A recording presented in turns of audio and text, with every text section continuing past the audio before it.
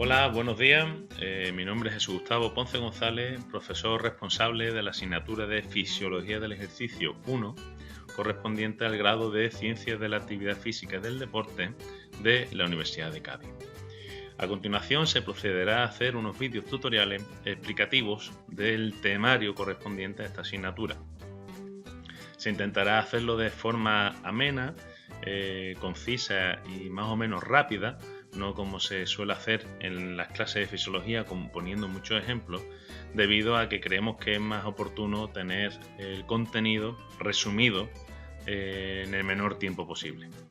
Como sabéis, podéis contactar a medida que vais viendo los vídeos tutoriales si os surgen dudas a través del campo virtual, que como bien conocéis los alumnos, pero también podéis contactar conmigo a través de mi correo personal de jesusgustavo.ponce@uca.es y también a través de Instagram se subirán diferentes contenidos que pueda ayudar a facilitar el aprendizaje de la asignatura. ¿Vale? Ahora a continuación procederemos a la explicación de los diferentes temas, comenzando con el tema 1. A continuación comenzamos con el tema 1 correspondiente al tejido nervioso.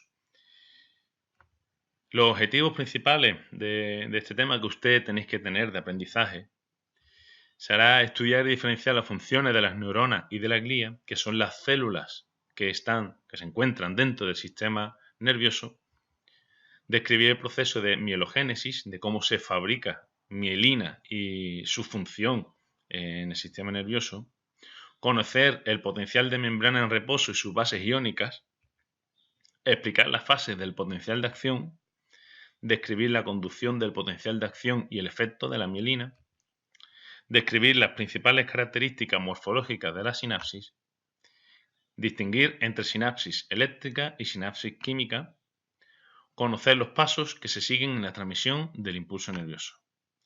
Para ello tenemos un índice de contenidos que vamos a ir desarrollando a lo largo de la presentación.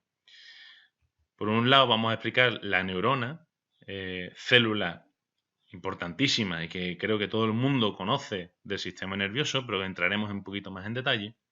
Vamos a ver la glía o neuroglía, que es otra célula del sistema nervioso menos conocida, pero que es fundamental para el funcionamiento precisamente de las neuronas. Vamos a ver el proceso de mielinización que ocurre dentro de la glía y que afecta al funcionamiento de la neurona. Vamos a ver las señales eléctricas en las neuronas y entender los conceptos de potencial de membrana en reposo, potenciales graduadas, potenciales de acción, propagación o conducción del impulso nervioso. Vamos a ver ese impulso nervioso, cómo se traduce en un impulso nervioso, en una célula nueva, que es la siguiente, a través de la sinapsis. Vamos a ver esa integración sináptica entre las diferentes neuronas. Vamos a ver cómo se realiza a través de neurotransmisores que producen unos circuitos nerviosos. Antes de empezar, vamos a recordar un poco cómo funciona el ser humano. El ser humano necesita estar en hemostasis. Eso quiere decir que el ser humano, para llevar a cabo correctamente sus funciones vitales, necesita estar en equilibrio, en unas condiciones basales de equilibrio. ¿Qué ocurre? Que cuando tenemos unas necesidades, ocurre un estímulo, ¿vale? Y esa homeostasis se rompe o se necesita romper por algún motivo, se necesita coordinar todas las funciones en el organismo. Para ello existen dos tipos de coordinaciones. Una está en la coordinación química, que es la que corresponde a la liberación de diferentes hormonas que funcionan como mensajeros a través de la sangre y actúan en otro tejido, incluso en el mismo tejido que se ha liberado, como por ejemplo la insulina, la cual veremos ya más adelante en otro tema, ¿vale? Pero que se encarga de meter glucosa en las diferentes células, ¿vale? Eso es una respuesta hormonal como coordinación química. Y por otro lado, y el eje de este tema 1 del sistema nervioso, está la coordinación eléctrica, que es llevado a cabo por células específicas, en este caso las neuronas, que son capaces de transmitir en forma de impulso eléctrico la información recogida del propio cuerpo o incluso del medio externo. ¿De acuerdo? En esta coordinación eléctrica hemos nombrado las neuronas, pero existen dos tipos de células, o existen dos células, mejor dicho, que forman parte de esta coordinación eléctrica. Una son las propias neuronas, pero la otra es la fibra muscular, ¿vale? Las células del tejido muscular, ¿vale? Estas dos células son las únicas que tienen la característica de ser células eléctricas, ¿vale? Y veremos a continuación esas características que corresponden a estas células. Como repaso, diremos que el tejido nervioso engloba dos sistemas nerviosos principales. El sistema nervioso central, que lo que realiza es recibir, procesar y responder ante ciertos estímulos, que se engloba el encéfalo y la médula espinal, la cual recoge toda la información, procesa y demás. Por otro lado, tenemos el sistema nervioso periférico, ¿vale? Está la médula espinal y a partir de la médula espinal aparecen múltiples nervios, ¿vale? Esos nervios lo que van a hacer es recoger del sistema del exterior, pero también va a llevar información de la médula hacia el sistema muscular, por ejemplo. En este caso, todas las neuronas que inervan a fibras musculares se le llaman motoneuronas. Entonces, este es un concepto que debéis aprender desde ya. La neurona que inerva la fibra muscular se llama motoneurona. Bien, pero a su vez, aparte del sistema nervioso central y periférico, dependiendo cómo funcione, se encuentran otras clasificaciones, como es el sistema nervioso autónomo o neurovegetativo, ¿vale? En el cual nosotros no podemos controlar cómo funciona ese sistema, ¿vale? Entonces, para ello está el sistema parasimpático y sistema simpático. Parasimpático normalmente corresponde a lo antagonista al simpático, ¿de acuerdo? Por ejemplo, si hablamos de frecuencia cardíaca, el sistema simpático hace que cuando nos den un susto o tengamos que hacer un sprint, el sistema simpático va a aumentar la frecuencia cardíaca incluso antes de hacer el ejercicio, ¿vale? Y sin embargo, el sistema parasimpático hace todo lo contrario, reduce las frecuencias cardíacas, ¿vale? Por ejemplo, cuando nos vamos a ir a dormir. Esto es un esquema general de cómo funciona todo el sistema nervioso. Está el sistema nervioso central, ¿vale? Por un lado. Está el sistema nervioso periférico, que a su vez están regulándose los dos a la vez. Está su división motora, ¿vale? Que es lo que hemos hablado antes del sistema nervioso autónomo, simpático y parasimpático. Y la división motora, lógicamente, está en el sistema nervioso somático, que corresponde a la parte muscular y a la acción motora. ¿Qué funciones tiene el sistema nervioso?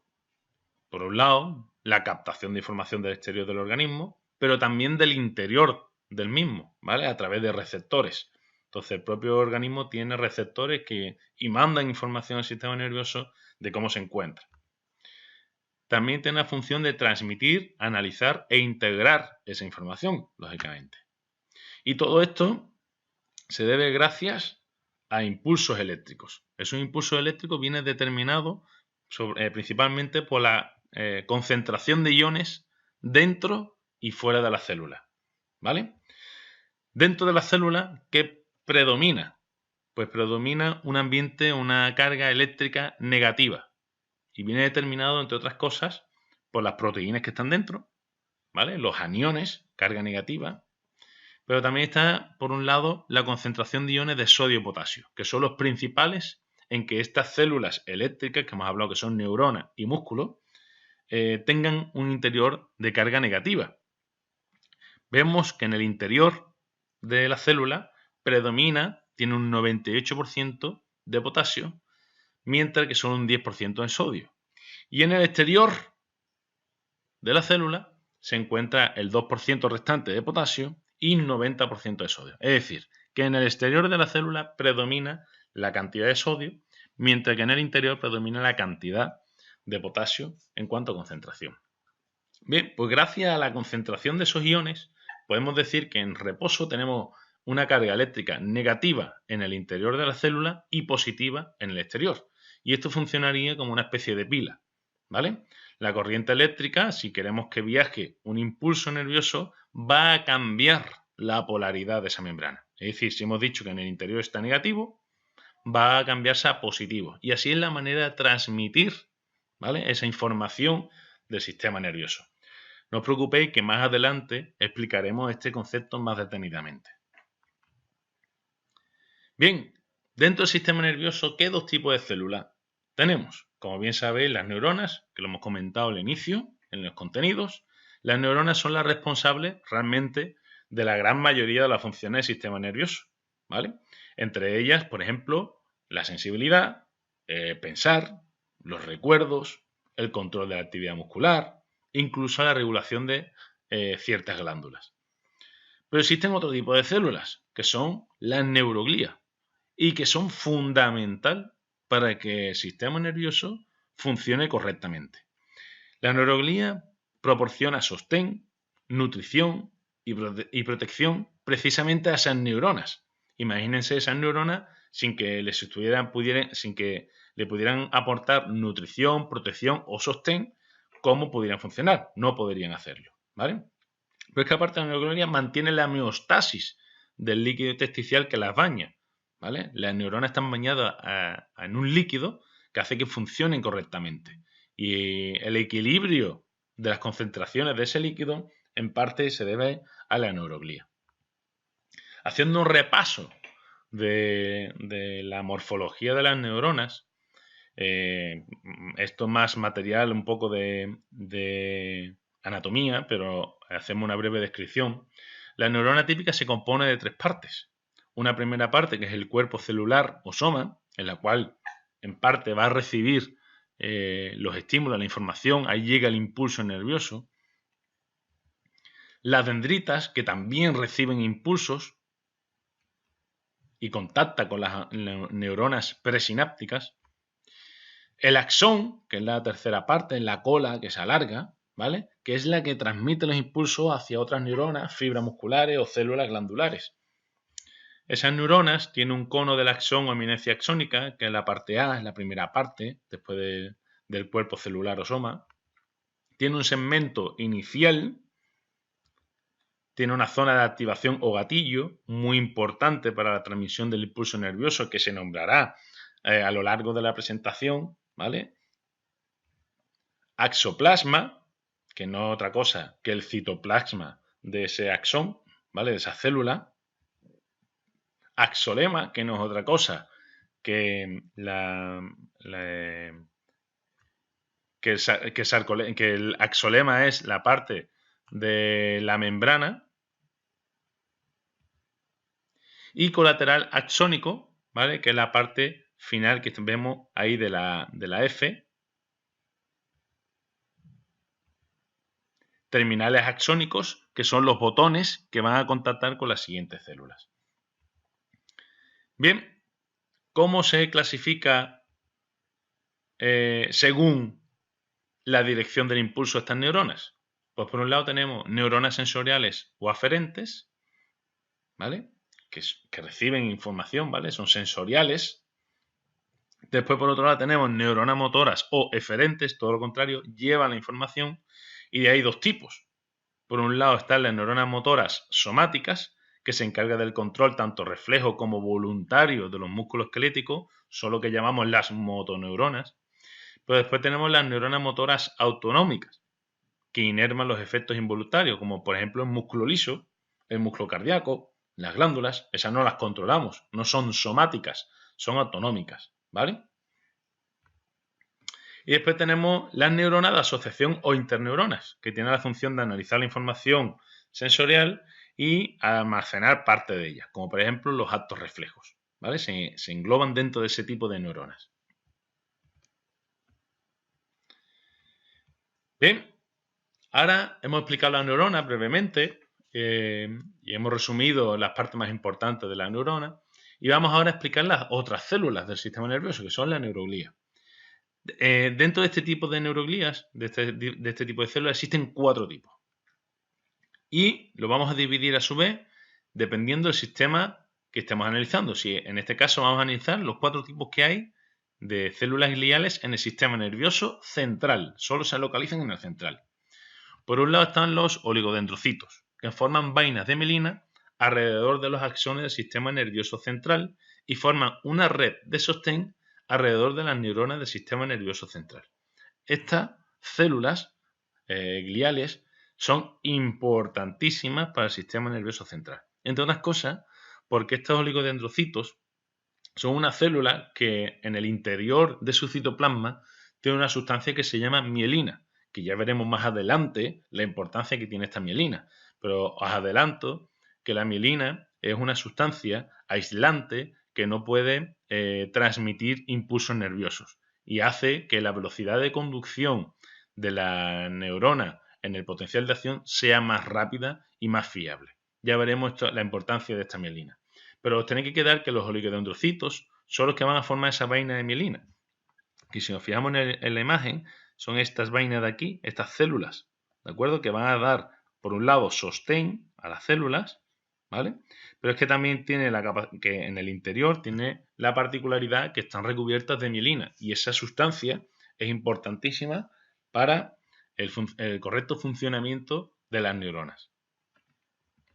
Por otro lado, tenemos la microglía, que migra a través del sistema nervioso central y fagocita material extraño y degenerado, ya que serían más o menos como los macrófagos del sistema nervioso central, lo cual protege a las células del sistema nervioso central, especialmente de otras enfermedades. ¿De acuerdo? En este caso tenemos aquí en la imagen, ¿vale?, diferentes microglías, que son células que realmente van a estar funcionando como una especie de sistema inmune que desecha ese material extraño, produciendo macrófagos del sistema nervioso central. Por otro lado, tenemos los astrocitos, que ayudan a regular el ambiente externo de las neuronas en el sistema nervioso central para que se generen los potenciales de acción neuronales. Entre otras cosas, por ejemplo, captan el exceso de neurotransmisores, permite el paso de nutrientes desde los capilares, etc. Aquí tenemos en la imagen, aquí lo tenemos, un ejemplo de astrocito, ¿vale? Entre otras cosas, está en contacto con los vasos sanguíneos, con los capilares, que va a permitir el flujo de nutrientes desde los capilares hacia las neuronas. Pero también se va a encargar de regular ese ambiente externo, ¿vale?, para que las neuronas tengan el equilibrio necesario a nivel exterior para poder funcionar correctamente.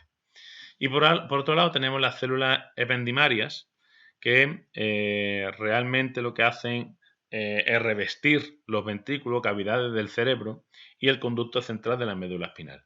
Como vemos, estas células de aquí, ¿vale?, lo que hacen, entre otras cosas, es revestir, ¿vale?, esas cavidades para proteger un poco más también el sistema nervioso. Bien, esos son los 4 tipos de células gliales en el sistema nervioso central. Pero también tenemos 2 tipos de células gliales en el sistema nervioso periférico.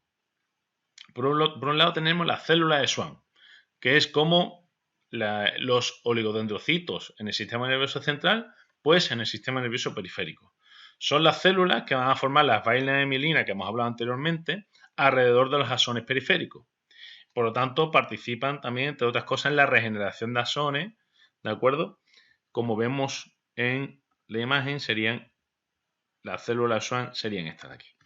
Las células satélite, que son las que sostienen los cuerpos de células neuronales dentro de los ganglios del sistema nervioso periférico, ¿vale? Esto sería formando un ganglio, pues las células satélite son estas de aquí que se ven alrededor, ¿de acuerdo?, que lo que van a hacer es formar o darle sostén para formar lo que llamamos o conocemos como ganglio, que es un acúmulo de neuronas. Muy bien. ¿Qué diferencia hay entre las células de Schwann y los oligodendrocitos?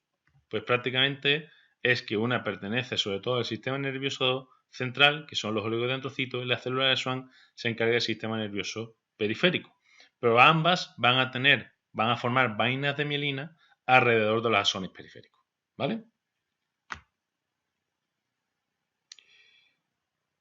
Bien, por lo tanto, tenemos 2 tipos de células gliales que producen vaina de mielina, células de Schwann y oligodendrocitos. ¿Y esto qué va a provocar? Pues que existan axones envueltos en vaina de mielina y esos axones se llaman, o se le conocen que son mielinizados. Sin embargo, existen otros axones que no tienen vainas de mielina, porque igual no lo necesita. Estos axones se llaman amielínicos, ¿vale? Con el prefijo A, que indica que no tiene mielina.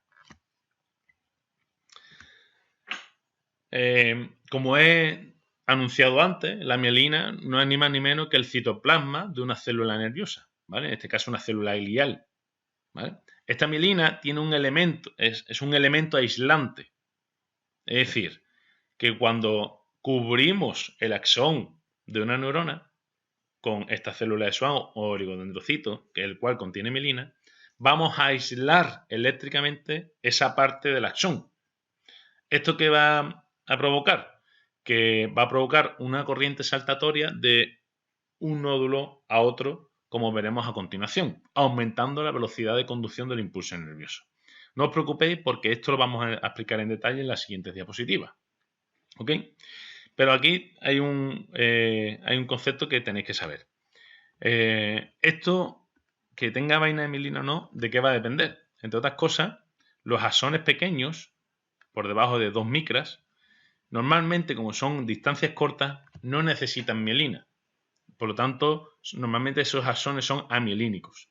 Sin embargo, los axones de mayor tamaño normalmente tienen mielina. ¿De acuerdo? Como anécdota,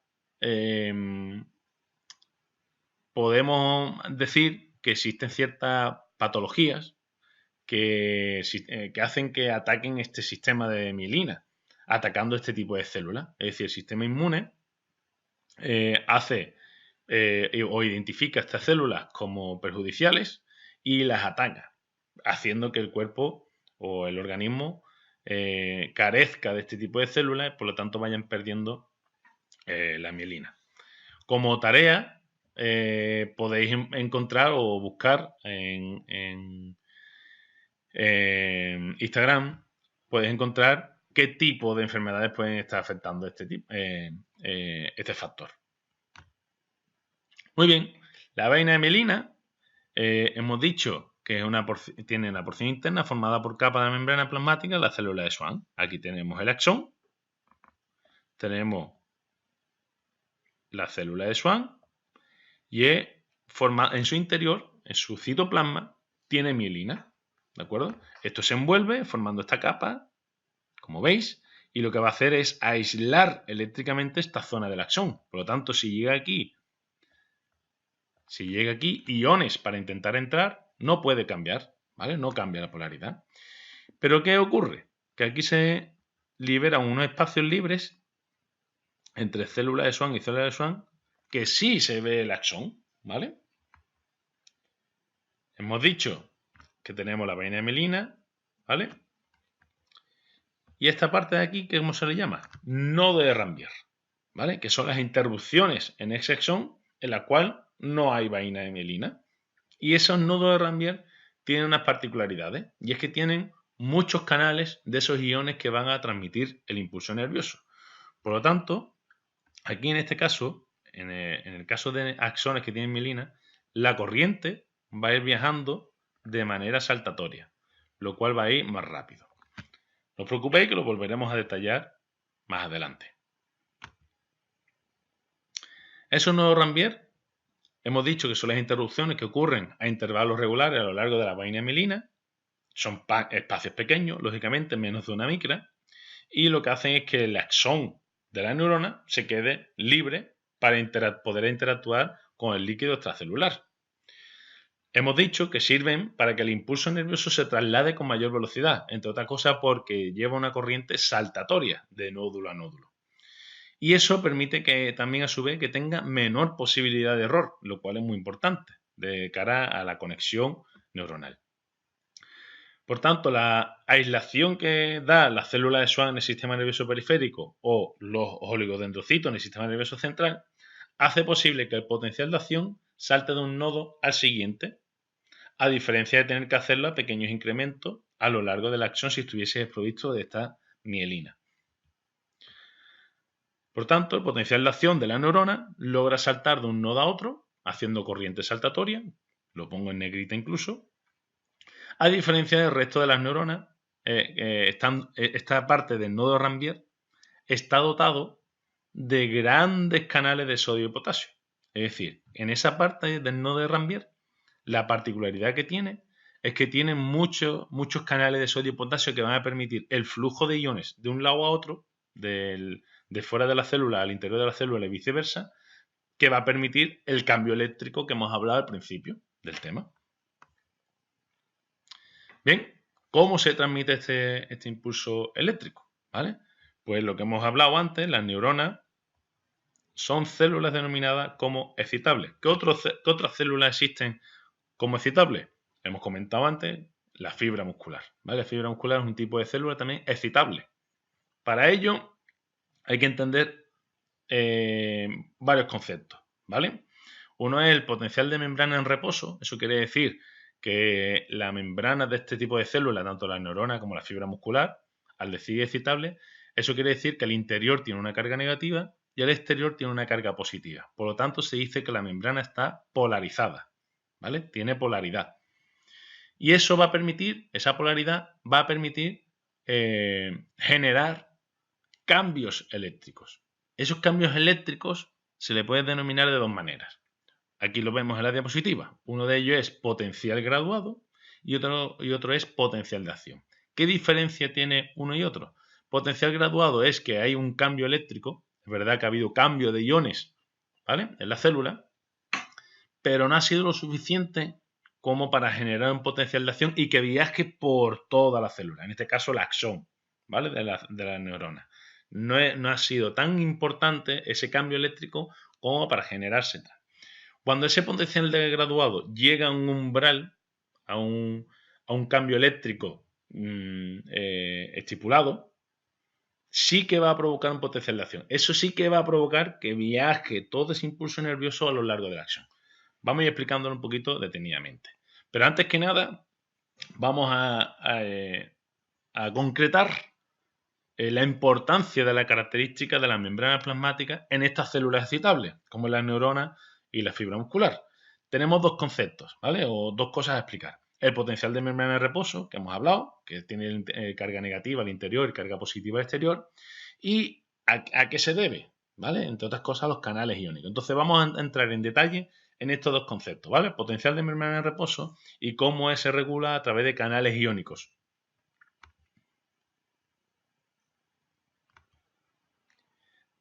Muy bien. ¿A qué se debe? A que el interior de la célula, en este caso la neurona, tiene carga negativa y el exterior carga positiva. Vamos a entrar en detalle en el concepto de potencial de membrana en reposo, en situación de reposo, estable. ¿Por qué el interior tiene carga negativa? Muy bien. Por un lado, porque existe mayor permeabilidad al potasio que del sodio. Si hacemos un recordatorio, la concentración de potasio era mayor dentro de la célula. Y la mayor concentración de sodio estaba fuera de la célula. Si nosotros tenemos la célula y hacemos que el potasio, si esto es potasio, tenemos mucho potasio aquí dentro comparado con el exterior, y hacemos que el potasio tenga mayor permeabilidad hacia afuera, se van a ir eliminando cargas positivas del interior, haciendo que el interior quede cargado negativamente comparado con el exterior.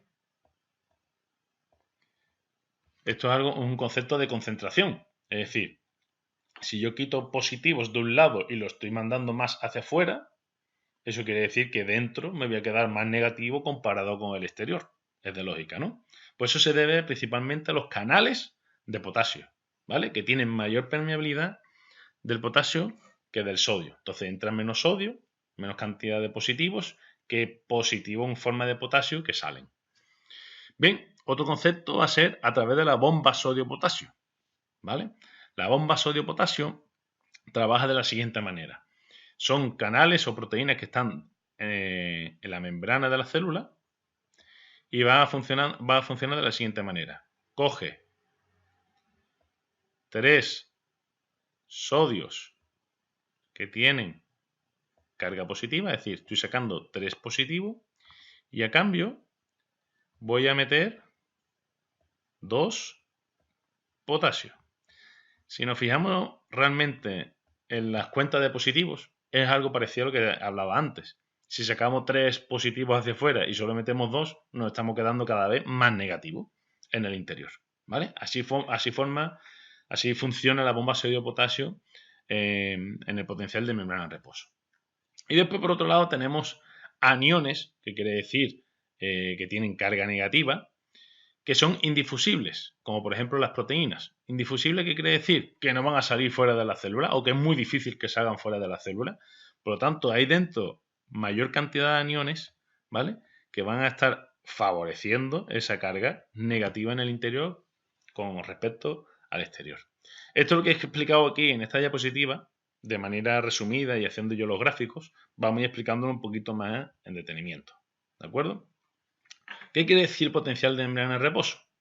Pues quiere decir que hay una diferencia de potencial eléctrico, esa diferencia que hablábamos antes del potencial eléctrico, a través de la membrana. En el interior de la célula tiene carga negativa, mientras que el exterior tiene más carga positiva, ¿vale? Es la diferencia eléctrica que hay uno. Aquí vemos la imagen, ¿de acuerdo? Del citosol, que está carga negativa, y esto carga positiva. Eso indica o nos dice el concepto de que la membrana está polarizada, que es característica de las membranas de las células, de las neuronas o de las fibras musculares. Esas membranas están polarizadas.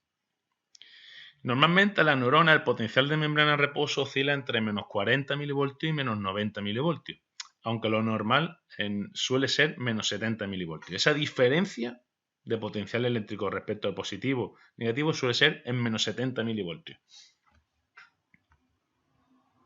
Bien, ¿a qué se debía esto? Hemos dicho en un primer momento es debido a que el potasio tiene mayor permeabilidad que el sodio. Es decir, sale mayor cantidad de potasio, como vemos aquí, mayor cantidad de potasio hacia afuera que entra sodio. De hecho, la permeabilidad del potasio es de 35 a 1 con respecto al sodio. Por lo tanto, vemos cómo sale mayor cantidad de potasio, es decir, cargas positivas, que sodio entra, quedando el interior, lógicamente, cargado negativamente con respecto al exterior. Bien, pues si hablábamos que igual la membrana podía estar en menos 90 milivoltios en la neurona, este efecto, este proceso de mayor permeabilidad del potasio que el sodio, supone realmente prácticamente casi toda la carga negativa, pues supone prácticamente el 86, menos 86 milivoltios. ¿De acuerdo? Por lo tanto, este factor es uno de los más importantes para que exista el potencial de membrana de reposo. Pero existen otros factores, como habíamos comentado antes. Por otro lado está la contribución de la bomba sodio-potasio. Hemos dicho que son proteínas que se encuentran dentro de la membrana plasmática, en este caso de las neuronas, que funcionan de la manera que hemos descrito antes, cogiendo 3 sodios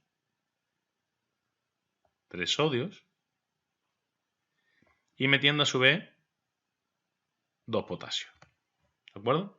Estas proteínas son dependientes de ATP, es decir, para funcionar necesitan energía y hemos dicho que favorece, entre otras cosas, a que exista en el interior mayor carga negativa con respecto al exterior. ¿Por qué? Porque saca 3 cargas positivas en forma de sodio y solo mete 2 cargas positivas en forma de potasio.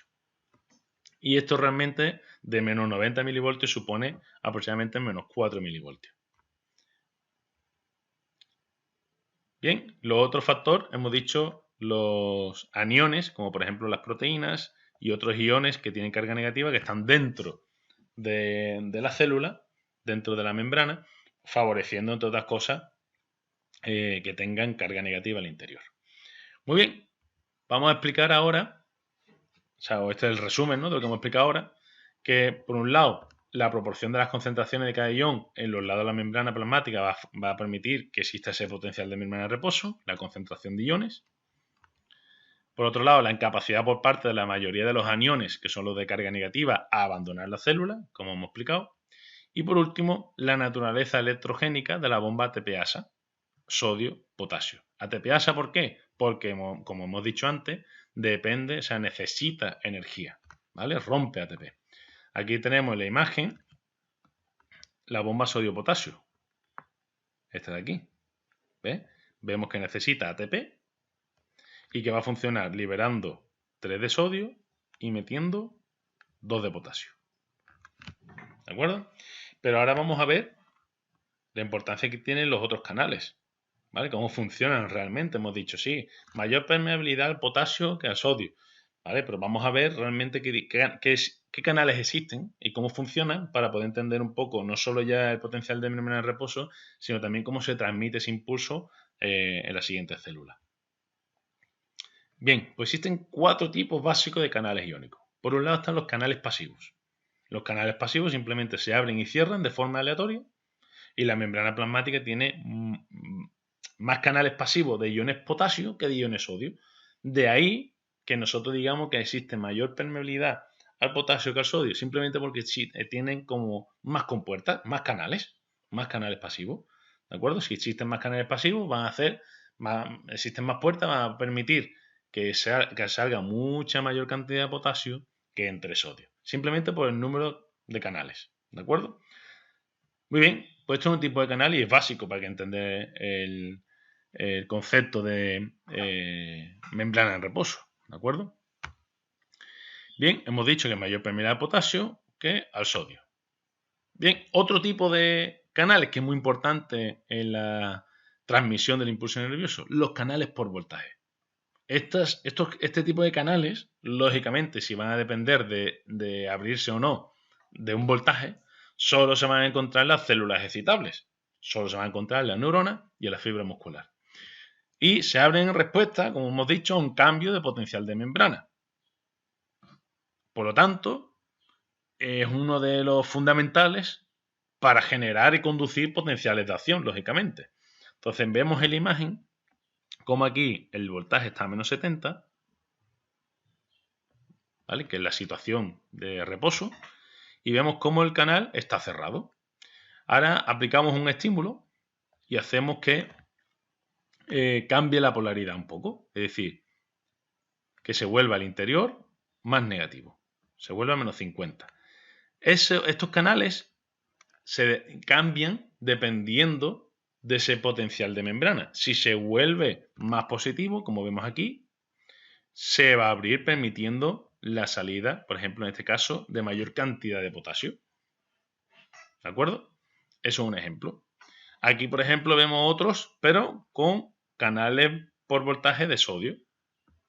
Tenemos aquí el sodio y cuando nosotros conseguimos llegar al umbral, está aquí cerrado, como veis, cuando nosotros llegamos al umbral se vuelve positivo y llega al umbral, estos canales de sodio regulados por voltaje se abren permitiendo la entrada masiva de sodio. Cuando ya se pasa el potencial de acción, se restablece, se vuelve a cerrar, haciendo que, o no permitiendo más entrada de sodio.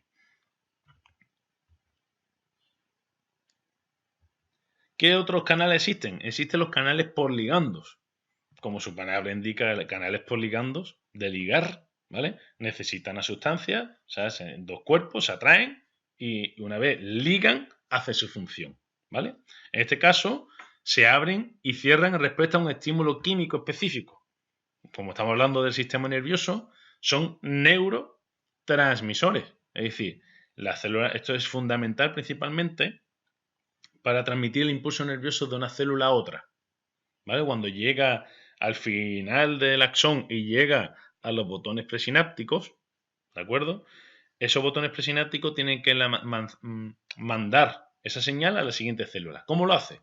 Pues a través de la liberación de neurotransmisores, que son, al final, señales. Liberan esas señales que van a estar esos canales, como vemos en la imagen, con sus receptores específicos, captan estos receptores que se han liberado por la otra célula, los captan y permiten la entrada o salida de la sustancia, dependiendo de lo que queramos, ¿vale? Entonces, esos son canales por ligando, ligan. Esto es importantísimo, ¿vale? Porque se pregunta bastante en los exámenes la diferencia entre los canales y demás. Bien, y por último, los canales accionados mecánicamente, que son canales que se abren y cierran en respuesta a estímulos como las vibraciones, por ejemplo, las ondas sonoras, presión, contacto físico o estiramiento de tejidos también. Normalmente estos no son tan importantes de cara a nuestra temática, pero porque la mayor cantidad de receptores se encuentra, por ejemplo, en los oídos, en los receptores del oído, en los receptores táctiles de la piel, ¿vale? Entonces, pero que sepan que existen accionados mecánicamente. Como habéis hecho la práctica de la asignatura, en este caso de PhysioX, seguramente habéis podido comprobar diferentes estímulos para generar un potencial de acción y habéis probado, entre otras cosas, los mecánicos, ¿vale? Habéis podido estimular y haber podido generar un potencial de acción a través de acciones mecánicas. Muy bien, pues esos son los 4 canales principales que existen para la transmisión de señales eléctricas.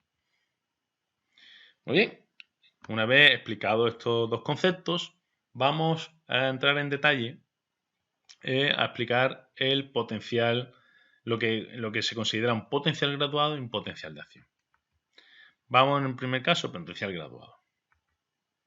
El potencial graduado es una pequeña desviación del potencial de membrana. ¿Potencial de membrana cuál era? Que en el interior estuviera negativo y el exterior positivo. ¿Cuánto? Aproximadamente menos 90, menos 70, dependiendo de la neurona. Bien, pues el potencial graduado ocurre cuando un estímulo causa la apertura o cierre de un canal regulado por ligando, que lo hemos visto anteriormente, ¿vale? Un canal regulado por ligando o también un canal accionado mecánicamente en la membrana plasmática de una célula citable. Entonces va a permitir el paso de iones a través de ese canal. Muy bien, ese potencial graduado puede ser de 2 maneras. Es decir, que haya cambios o traspasos de iones que favorezca que la membrana esté más polarizada. Es decir, que el interior sea aún más negativo. Esto se llama potencial graduado hiperpolarizante. Como veis la imagen, está a menos 70 y lo que ha pasado con ese estímulo es que se vuelve más negativo el interior de la célula. Esto puede ser, por ejemplo, en respuesta al frío, ¿vale? En el frío lo que hace, entre otras cosas, es que se vuelva más hiperpolarizante. Y por otro lado, puede ser todo lo contrario, que se vuelva la membrana menos polarizada, es decir, que el interior sea menos negativo. A esto se le llama potencial graduado despolarizante. Como veis en la imagen, se vuelve más positivo el interior. Sin embargo, lógicamente, ninguno de los dos ha llegado al umbral, es decir, en ninguno de los dos se ha generado un potencial de acción. ¿Ok? Aquí vamos a ver que ese potencial graduado va a depender, lógicamente, de la intensidad. Y entre otras cosas va a depender del número de canales abiertos, ¿vale? Es decir, dependiendo de la intensidad va a abrir más o menos canales. Y el tiempo que van a estar abiertos también. Aquí tenemos gráficamente un poco dibujado, dependiendo del estímulo. Vemos la intensidad del estímulo verde, cómo genera un potencial de graduado más pequeño que el estímulo azul, y a su vez el estímulo lila, que tiene un potencial graduado más potente. ¿De acuerdo? Sin embargo, ninguno de los 3 ha conseguido llegar a potencial de acción. No ha transmitido el impulso nervioso. Simplemente ha habido una despolarización de la membrana, pero sin llegar al umbral. ¿Vale? Esto produce un flujo de corriente localizado que se propaga por una distancia corta en la membrana plasmática y luego desaparece sin más. ¿Ok? Sin embargo, hay que pillar el concepto que potenciales graduados aquí este punto está más cerca del umbral que este de aquí, el basal, lógicamente, este incluso más cerca y este muy cerquita del umbral. Es decir, que si se aplicara otro estímulo que pudiéramos aprovechar la concentración que ha habido de cambio de iones, podríamos provocar más fácilmente, ¿vale?, un potencial de acción porque está más cerca del umbral. Bien, como estamos hablando de llegar al umbral y demás, y igual ese concepto todavía no lo estáis dominando, vamos a explicar el potencial de acción, el cual depende de llegar al umbral.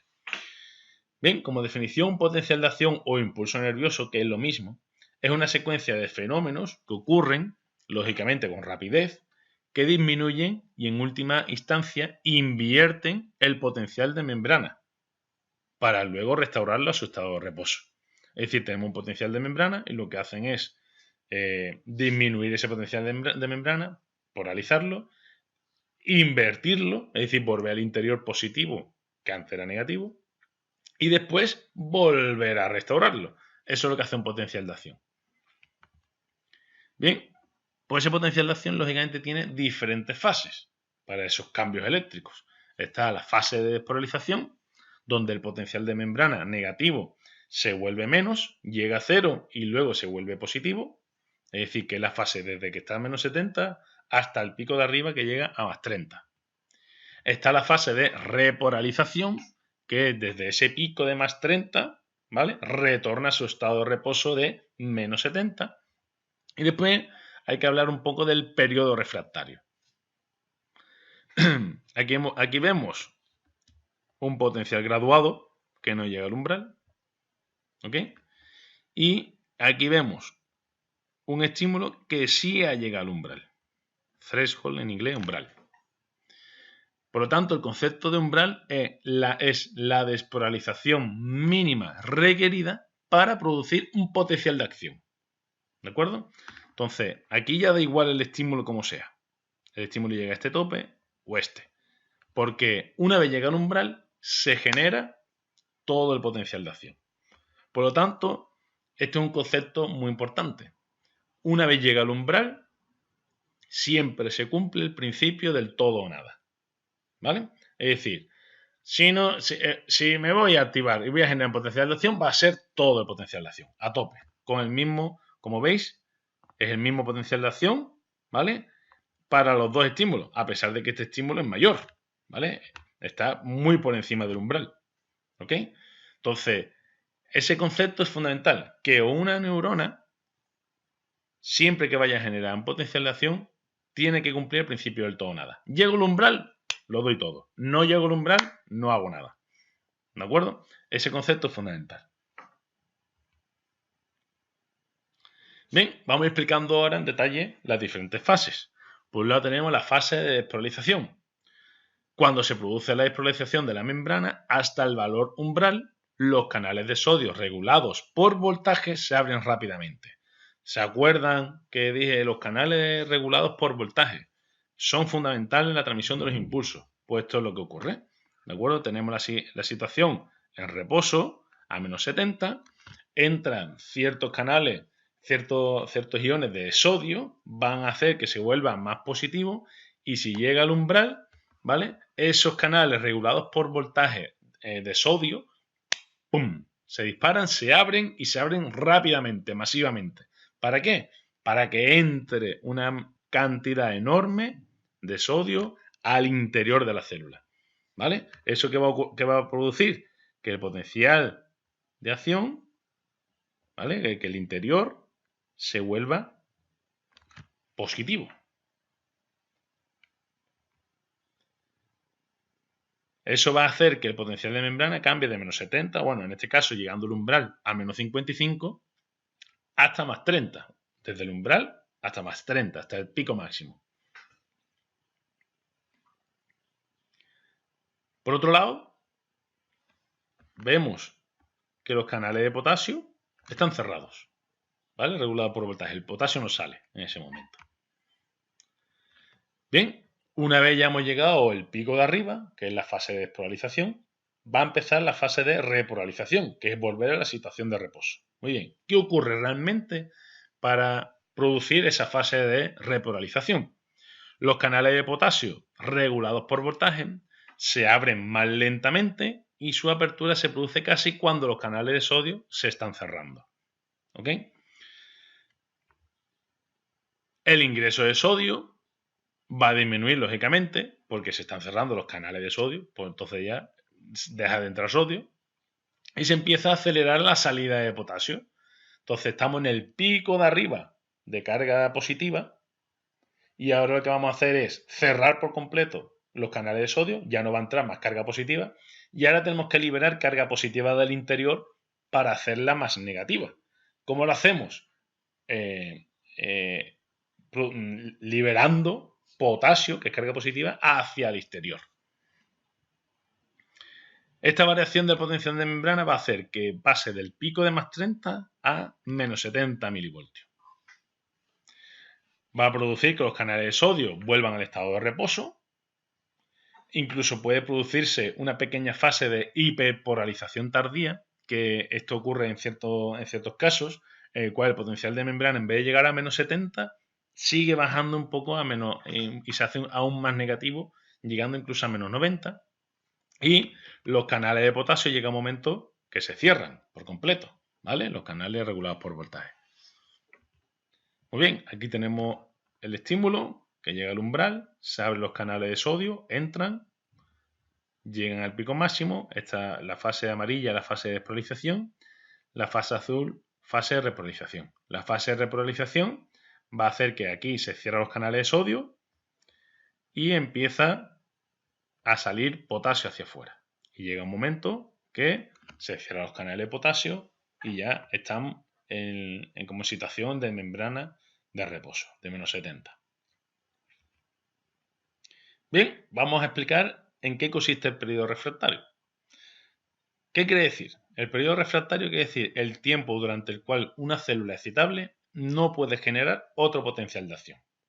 Es decir, que por mucho que tú le des estímulo, no va a generar el potencial de acción durante ese tiempo.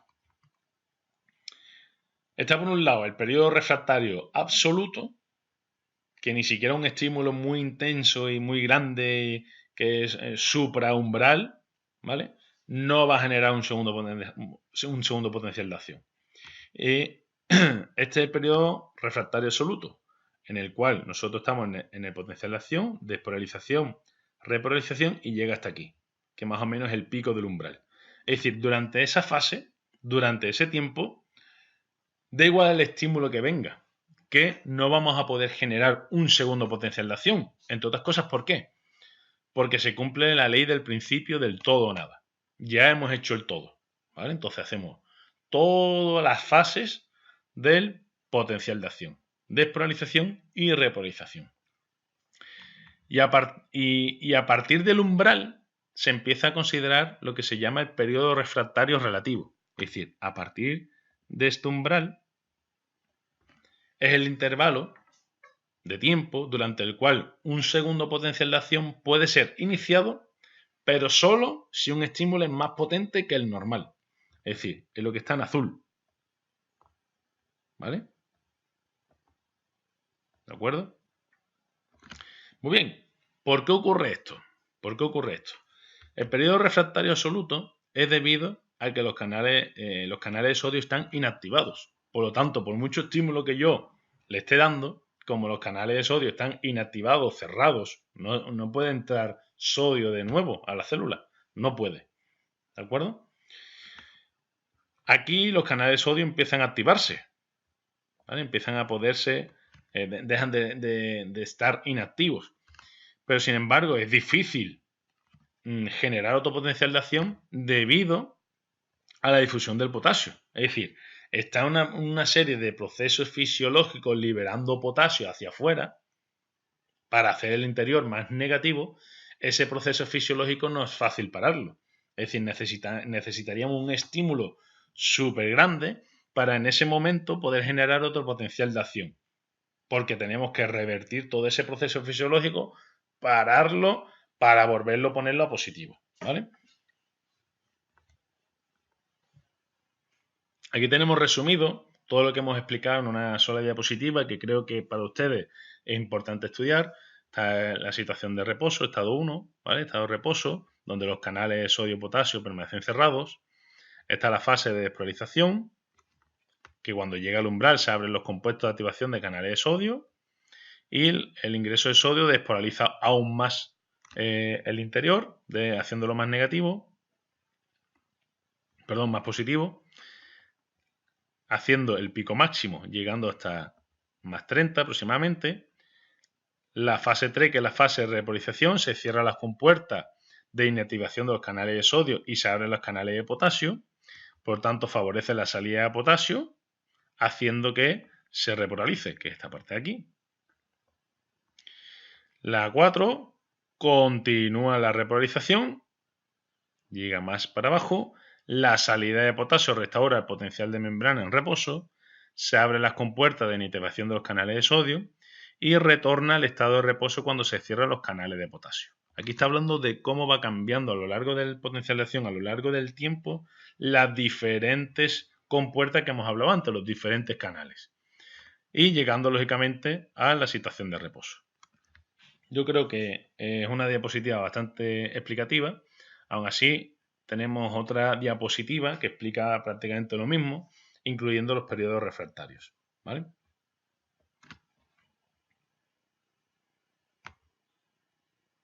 Muy bien, una vez se ha generado el potencial de acción, ¿cómo se propaga o cómo se conduce? Los impulsos nerviosos deben trasladarse desde la zona gatillo, zona de activación que hablamos al principio de la diapositiva cuando hicimos el repaso de la neurona. Se debe trasladar desde la zona gatilla, que es donde se activa, hasta los terminales axónicos. Es decir, desde la zona gatillo hasta los axones terminales. Entonces, nosotros tenemos el interior negativo y lo que hace el impulso nervioso es convertir el interior positivo. Eso va a ir viajando a lo largo del axón, convirtiéndose positivo, positivo el interior. Esto es la fase de despolarización. Esta fase roja es la repolarización y el amarillo es la situación de reposo. Muy bien, esto se conoce como retroalimentación positiva. Es decir, se va retroalimentando el axón a medida que va viajando, se retroalimenta, haciéndose que se vuelva al interior positivo y a su vez se va convirtiendo, repolarizando y ya estando en la situación de reposo. Bien, esto es así como funciona la conducción continua. Como sabéis, de manera continua se despolariza y se repolariza paso a paso en cada segmento de la membrana plasmática. Tiene que ir cumpliendo esa faceta, esas fases.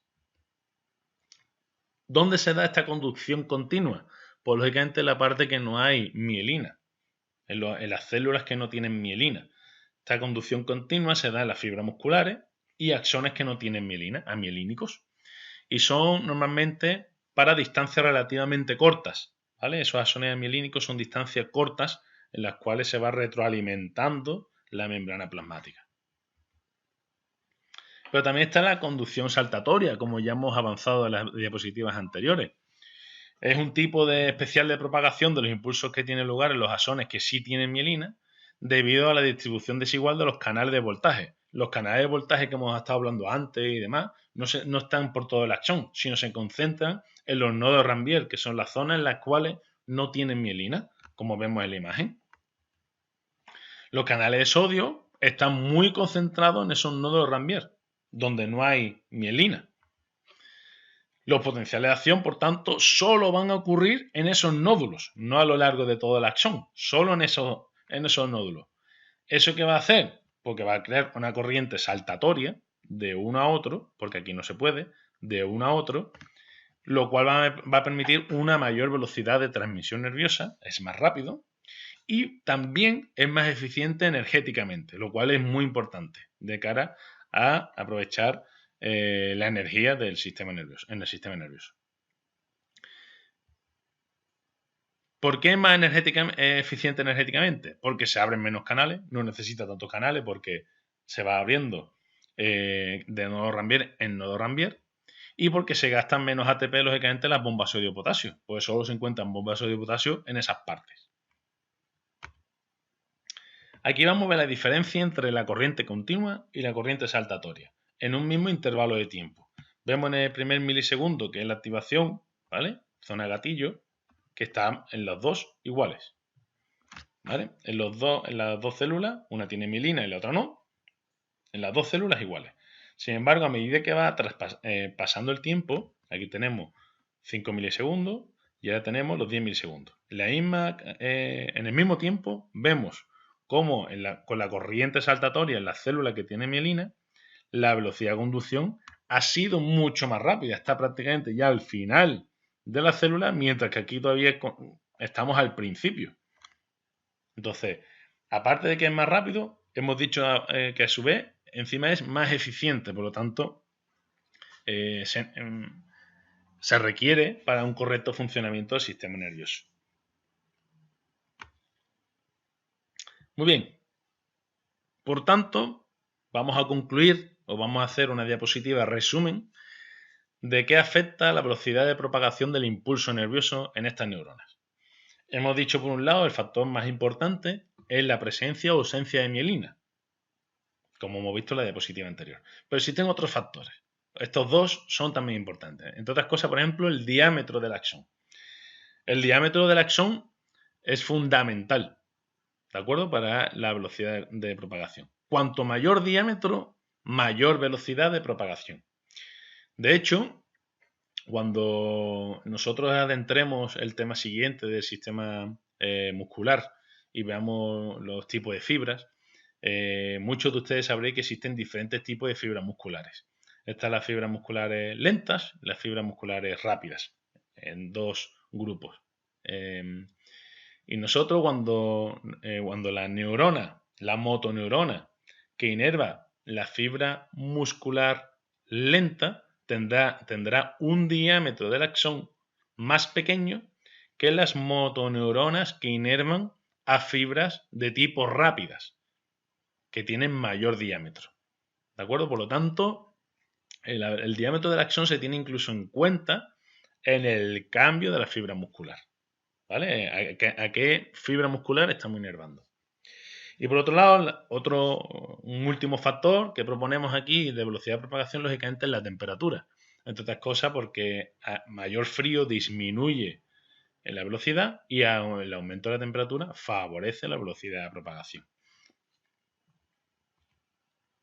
Muy bien, una vez ya se ha propagado todo el impulso a lo largo de la célula y tenemos que hacer la comunicación con la siguiente célula, a esto se le llama sinapsis. Es decir, una sinapsis es la conexión funcional entre una neurona y una segunda célula. Puede ser otra neurona, una fibra muscular, etcétera, etcétera. Cuando nosotros hablamos del sistema nervioso central, lógicamente, obligatoriamente va a dar la información o a hacer sinapsis en otra neurona. Pero si estamos hablando de una neurona del sistema nervioso periférico, esa neurona puede hacer efecto sobre un músculo, sobre otra neurona o incluso una glándula. Bien, lógicamente la neurona que envía la señal se llama neurona presináptica de presinapsis, tiene el mayor sentido del mundo, y la que recibe el mensaje se le llama neurona postsináptica.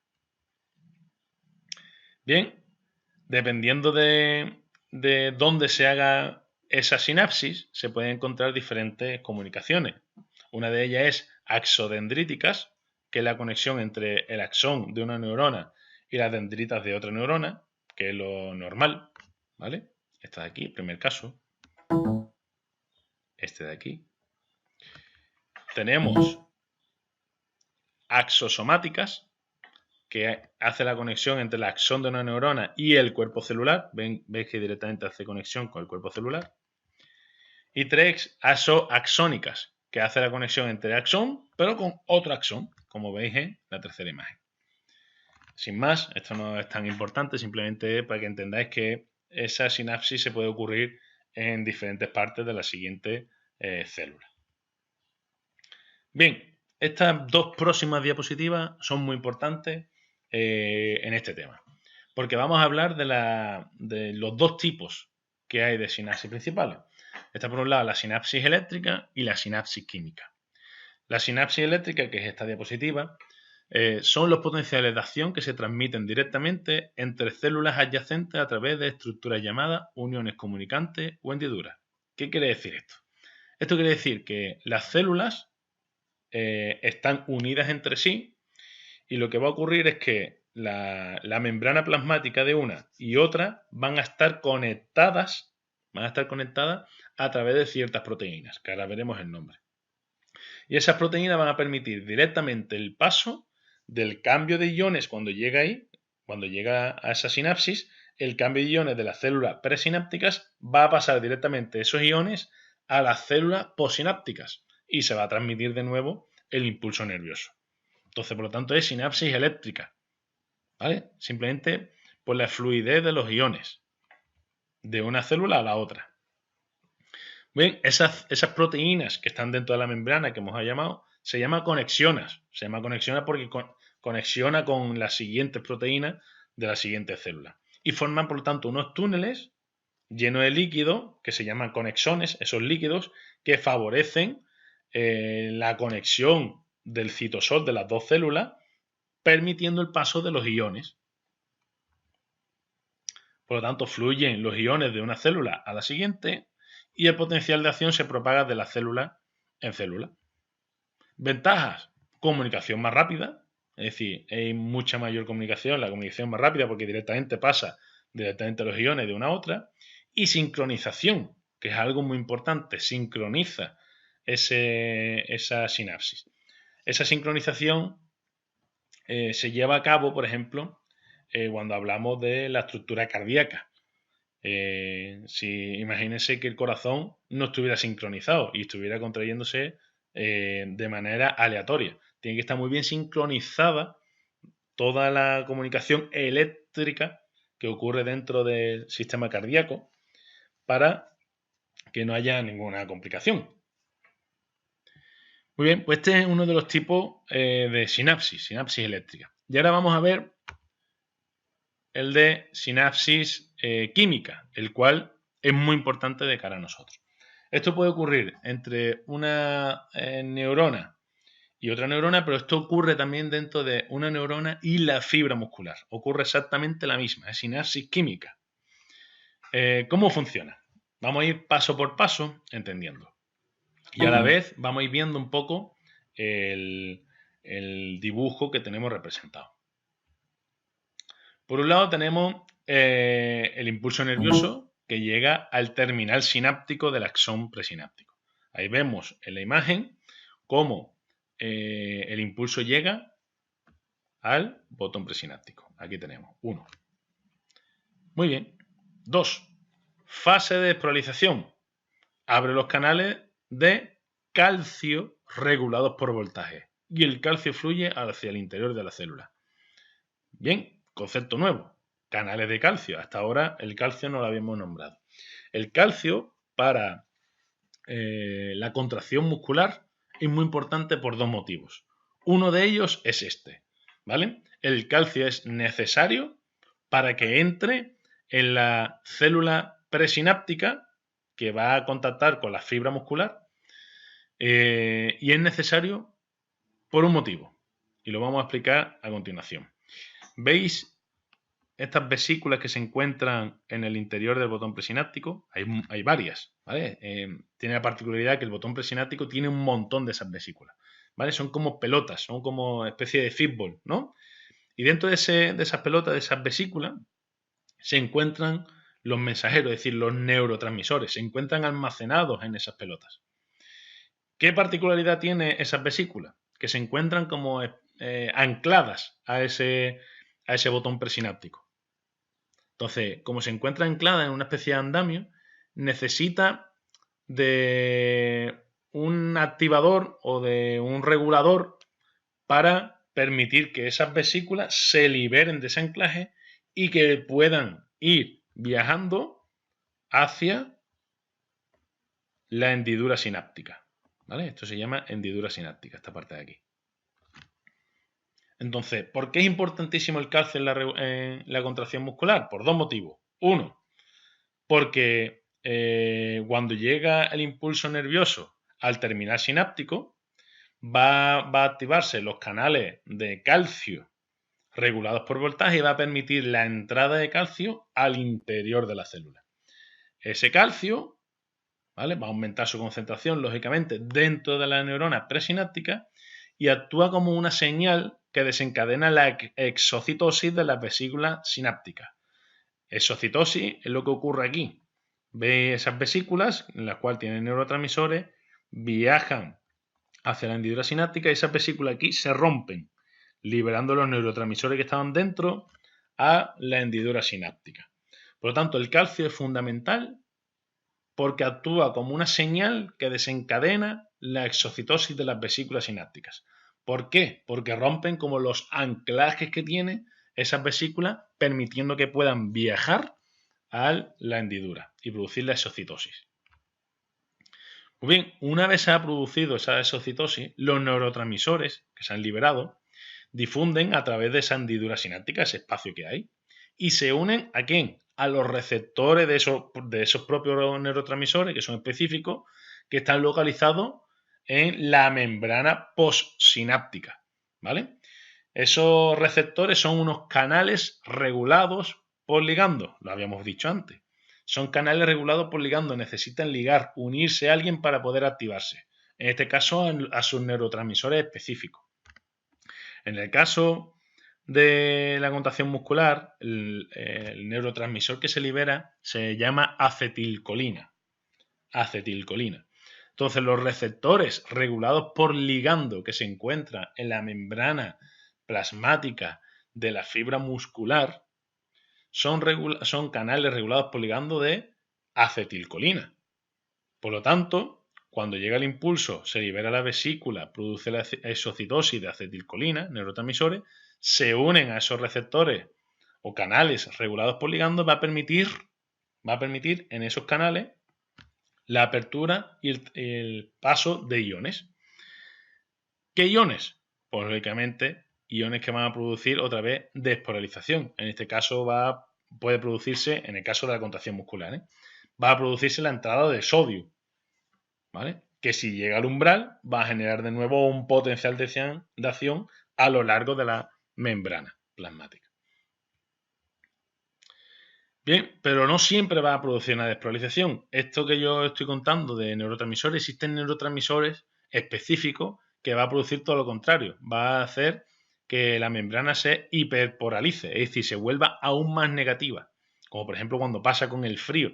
Se vuelve más negativa, entonces el impulso no viaja. ¿Ok?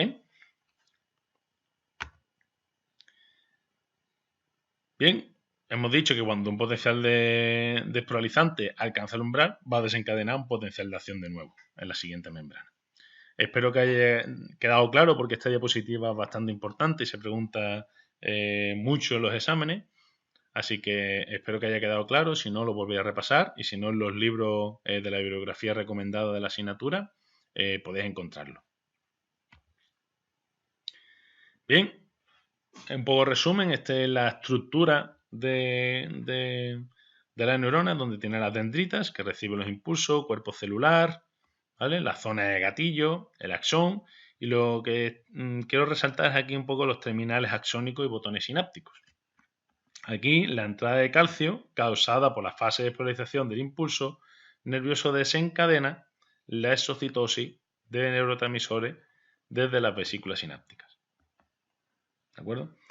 Tiene, en esta parte de la neurona, tiene la particularidad que se concentran muchos canales regulados por voltaje de calcio y permite la exocitosis de esos neurotransmisores. La zona que está un poco verde, como veis aquí, la zona del axón, son sectores de la membrana plasmática, incluye canales tanto de sodio como potasio regulados por voltaje que permiten la despolarización, repolarización. Y la parte primera, la parte azul, es el sector de la membrana plasmática que incluye canales regulados por ligando. Son los que van a recibir esos neurotransmisores y va a desencadenar el potencial de acción, como hemos visto. Muy bien, como hemos dicho, ese neurotransmisor puede producir un potencial graduado excitatorio o inhibitorio, como hemos comentado. Cuando es el neurotransmisor excitatorio, despolariza la membrana postsináptica y el valor de potencial de membrana se acerca al valor umbral, como ya sabemos. Eso es como secuencia del resultado de la apertura de canales de sodio y permitiendo su entrada. Y eso es lo que se llama como potencial excitatorio postsináptico o PEPS.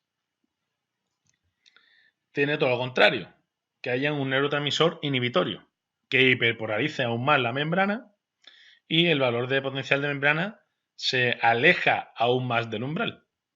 Esto es resultado de la apertura de canales de cloro o de potasio provocando mayor entrada de cloro y mayor salida de potasio, haciendo que el interior se vuelva más negativo. Estos son potenciales inhibitorios posinápticos llamados también PIPs. Bien, pues una neurona puede recibir, imagínense la cantidad de impulsos que pueden recibir, de 1000 a 10.000 sinapsis, una sola neurona. Lógicamente, esa neurona tiene la particularidad que tiene que integrar todos esos impulsos, y a esa integración de todos los impulsos, que pueden ser PIPs o PEPs, tiene que hacer como un efecto sumatorio.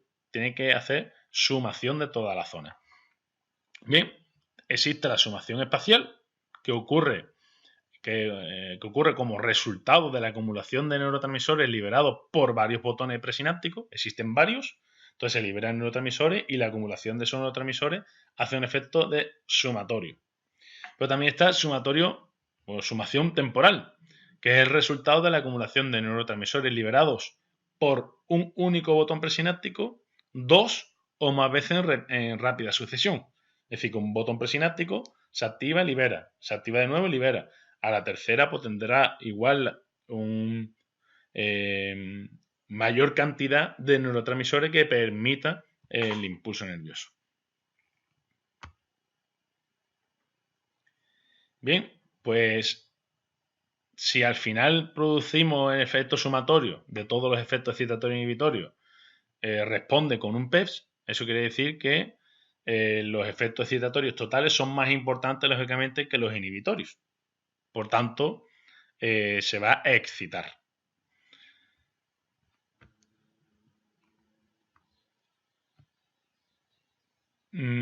Ese sumatorio, si no llega al umbral, pues simplemente se va a quedar en un PEPs, que ha habido un cambio de polaridad haciéndose el interior más positivo, ¿vale? Es decir, se vuelve más fácil para llegar al umbral, pero no ha llegado al umbral. Por lo tanto, se queda en un PEPs. Y si llega el efecto sumatorio llega al umbral, va a producir lo que conocemos ya como un impulso nervioso. Es decir, que si los efectos sumatorios excitatorios totales son más importantes que los inhibitorios y llega al umbral, se dispararán uno o incluso más impulsos nerviosos. Y PIPs sería que los efectos inhibitorios totales son más importantes que los efectos excitatorios y se produce la hiperpolarización de la membrana. El resultado será la inhibición de la neurona posináptica y la incapacidad consecuente, lógicamente, de generar un impulso.